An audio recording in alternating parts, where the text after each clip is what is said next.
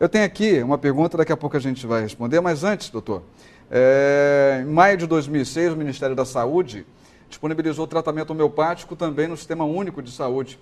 Como está essa aceitação hoje da homeopatia no Brasil, dentro desse... A homeopatia é muito bem aceita no Brasil, mas infelizmente ela não está ainda disponível para todos. Ela ainda não está oficialmente no SUS. No ano passado, um programa nacional de práticas alternativas e práticas integrais e complementares, ele foi aprovado. Vamos dizer, ele é uma portaria, uma orientação baixada pelo Ministério da Saúde. Essa orientação passou por um projeto, por exemplo, aqui em São Paulo, um vereador, Carlos Neder, levou esse projeto para a Câmara, para a Assembleia, e foi aprovado, só que falta votação. Então, por enquanto, não existe oficialmente um projeto, um programa de atendimento no SUS. Nós temos no Brasil, de 15 mil médicos homeopatas, apenas 500 trabalhando no SUS no Brasil. Só 150 municípios, em média, dentre os 3.500 municípios que nós temos no país, são servidos pela homeopatia.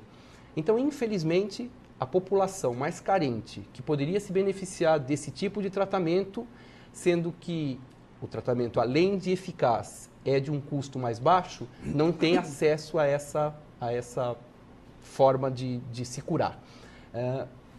O que a gente percebe em congressos, em consultórios, e conversando com colegas, é que a busca da homeopatia continua bastante intensa e aumentando cada vez mais. É uma terapêutica eficaz, de baixo custo, que busca levar o indivíduo ao equilíbrio de uma forma harmoniosa, sem que haja nenhum prejuízo futuro à sua saúde. Perfeito. Mas o senhor já acredita que seja um avanço só o fato do assunto estar tramitando aí nas casas legislativas, né, no Isso Senado? É interessante. Inclusive, existe um site na internet, se você me permite, eu vou dar esse endereço, para quem quiser acessar, pode ser pela internet, o site é o www.semelhante.org.br. Semelhante? Semelhante. Esse site, ele tem um abaixo-assinado eletrônico, as pessoas podem entrar nesse site e assinar esse abaixo eletrônico favoráveis à implantação da homeopatia no SUS, e as farmácias de homeopatia também têm esses abaixo-assinados que aos poucos nós vamos juntar com os que existem no Brasil e já levar para mostrar realmente a força e a necessidade e a busca que a população tem da homeopatia. Legal, www.semelhante.org.br, ali você tem toda uma orientação para como votar, como fazer parte dessa grande batalha aí. Eu tenho aqui a pergunta da Silvia Oliveira, de João Pessoa, na Paraíba, acompanhando pelo cabo, e diz o seguinte: no tratamento homeopático, existe algum tipo de efeito colateral, contraindicações? Silvia, né? Silvia. Silvia, não existe contraindicação para tratamento homeopático e não existem efeitos colaterais do tratamento. O que pode existir é uma eventual sintomatologia um pouquinho mais exacerbada, um sintoma um pouquinho mais aumentado, mas rapidamente transitório, e que é o sinal de que o médico acertou o medicamento e que a cura vai acabar acontecendo num prazo determinado. Perfeito, perfeito. E o senhor até acabou de comentar, né, um tempinho atrás, em relação, por exemplo, essa questão de se julgar natural ou não. O meu vizinho, meu amigo, ele toma, vou aproveitar, me dá um pouquinho aqui que eu vou, vou ver se faz bem.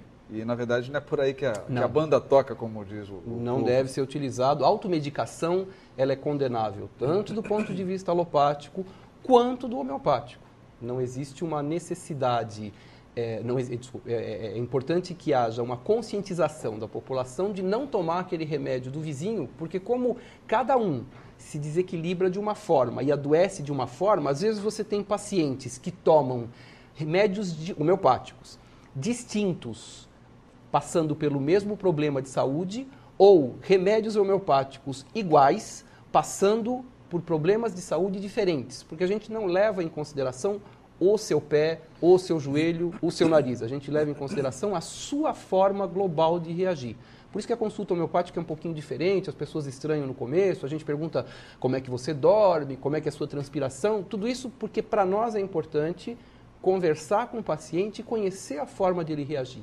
E entender por que ele reagindo dessa forma, ao invés de se manter equilibrado, se desequilibrou e adoeceu.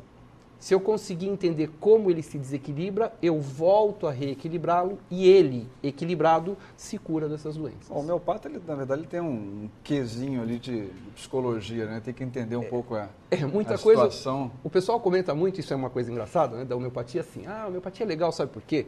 Por que ela funciona? Porque eu converso muito com o paciente e o médico escuta muito o que o paciente tem para falar e no papo ele acaba convencendo o paciente que ele está melhor. Se fosse assim, ia ser bárbaro, porque é barato, o paciente não gasta dinheiro com medicamento. Que papo bom seria esse, interessante, né? Então, eu vou chegar para um bebê de 3 meses, olhar para ele e falar assim, olha, fica tranquilo que você não tem cólicas. E a cólica do bebê ia passar. Some. Hoje em dia, por exemplo, existe uma linha muito em ascendência, que é a medicina homeopática na área da veterinária. Você imagina alguém conversando com um gado, com a vaca leiteira e falando assim, dá mais leite. E só no papo você conseguir resolver essa situação. É lógico que quando você vem com um espírito favorável, a sua cura fica favorecida. Com certeza. Você fica mais aberto a deixar o seu organismo trabalhar a favor da sua cura. E isso sempre é benéfico. Doutor, o senhor já respondeu praticamente a pergunta do Robson, de Poços de Caldas, Robson Medina dos Santos, porque a homeopatia usa medicamentos diferentes para o tratamento dos pacientes que apresentam os mesmos sintomas clínicos. Né? Isso, o Robson, então, já entendeu que a gente não trata a doença, a gente trata o paciente. E a gente busca, depois dessa consulta, entre os 3.000 remédios homeopáticos que existem, 1, 2 no máximo, que possam equilibrar esse paciente. E às vezes eles se desequilibram de formas semelhantes e às vezes de formas diferentes e recebem remédios semelhantes ou diferentes de acordo com cada situação. Perfeito. Você está acompanhando o programa Vida Plena aqui na Boa Vontade TV. A gente está tendo a honra de receber um médico homeopata e pediatra, escritor também. Nós vamos falar do livro. Dr. Yechiel Moisés Shensinski. Vou tentar falar uma vez só, mas eu vou repetir certinho. Agora, doutor Moisés, vamos falar do livro. Sim. Homeopatia mais simples do que parece. Estava dando aqui uma paginada rápida. Bastante elucidativo, né? Prático mesmo de as pessoas ali absorverem o seu conteúdo. Esse livro tem uma história interessante. Eu, no começo desse ano, resolvi falar sobre homeopatia para o público, para as pessoas conhecerem a homeopatia. Entrei na Livraria Saraiva e lá eu tinha uma palestra mensal. Meu filho fazia um cartaz, colocava no consultório, os pacientes entravam na minha sala e falavam, doutor Moisés, parabéns pelo seu livro. Eu falei, que livro? O livro do cartaz. Você não leu o cartaz. O cartaz diz que eu vou estar na Livraria Saraiva falando sobre um tema que é a homeopatia mais simples que parece. Ah, não, desculpa, realmente eu não prestei atenção. O segundo subiu, o terceiro subiu. Quando o quinto subiu, eu escrevi um livro.